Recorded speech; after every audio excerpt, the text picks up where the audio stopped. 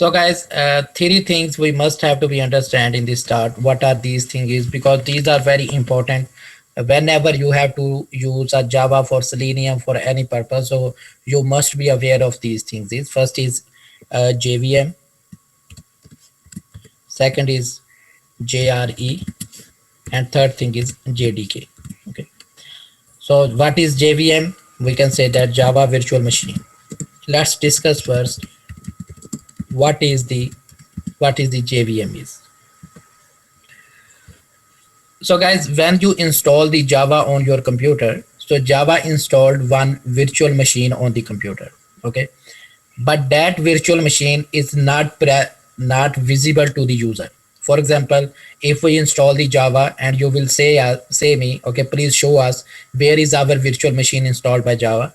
So virtual machine doesn't physically exist. JVM will not physically exist, but it will work on a background. It will install on a background. So if you ask me to show you where the JVM is, I'm not able to show you because the JVM is a virtual machine and it is not physically exist. When you install the Java, you're not able to see where is your JVM file is. Okay, but as soon as you install the Java, the JVM will install automatically. Okay, so now what is the purpose of the JVM and what is the main thing is what the JVM is helping during the Java.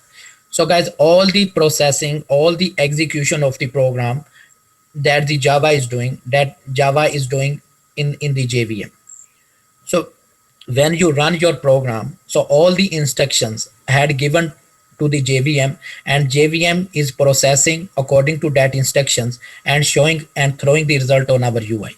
So all the processing, all the things that the Java is doing, running the program actually happening in the Java. Okay. So if I can read this slide, JVM is an abstract machine. It is called a virtual machine because it doesn't physically exist. It is a specification that provides a runtime environment in which Java bytecode can be executed. So what I mean the bytecode is, bytecode means the code that you have written in the Java will be executed in the JVM. It can also run those programs which are written in other languages and compiled to Java bytecode.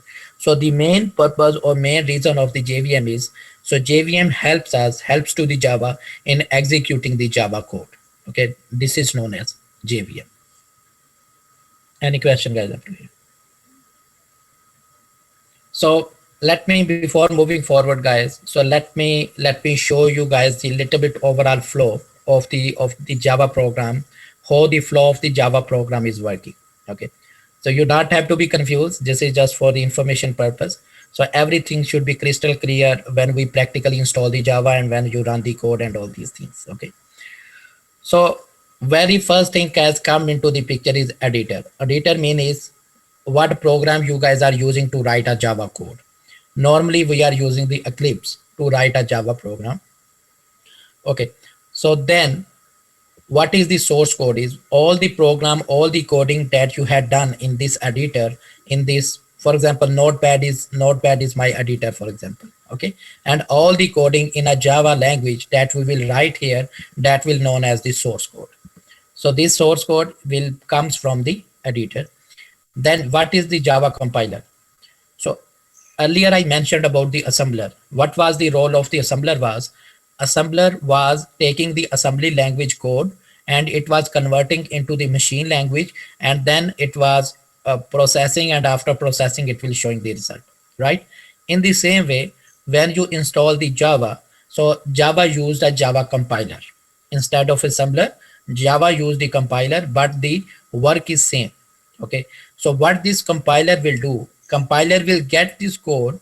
Okay, after getting this code, it will convert into the machine language, and that is known as bytecodes. Okay, let me repeat again. First of all, there is editor. In the editor, you done your coding, and that coding is known as source code. And when you run your program, when you execute this program, so this Java compiler will come into the picture.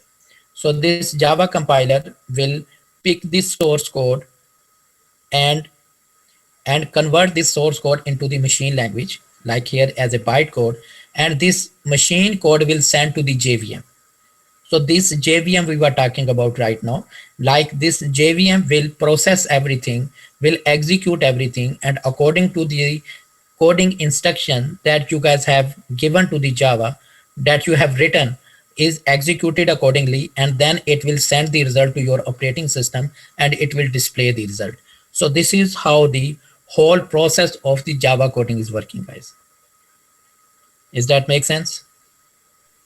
Yeah, sorry, I just missed after the transition from Java compiler to the next step. So sorry about that. Yes. So what this Java compiler is doing, Java compiler is converting your Java language code into the machine language, and it becomes under the form of the bytecode. Okay. So this machine language code will automatically send by the compiler to the JVM.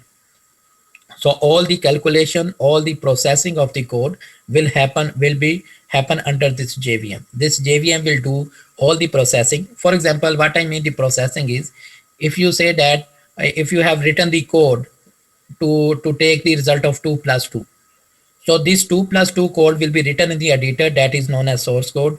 Then that 2 plus 2 code will be converted into the machine language, and JVM will process 2 plus 2 and give you the result 4 and send to the operating system.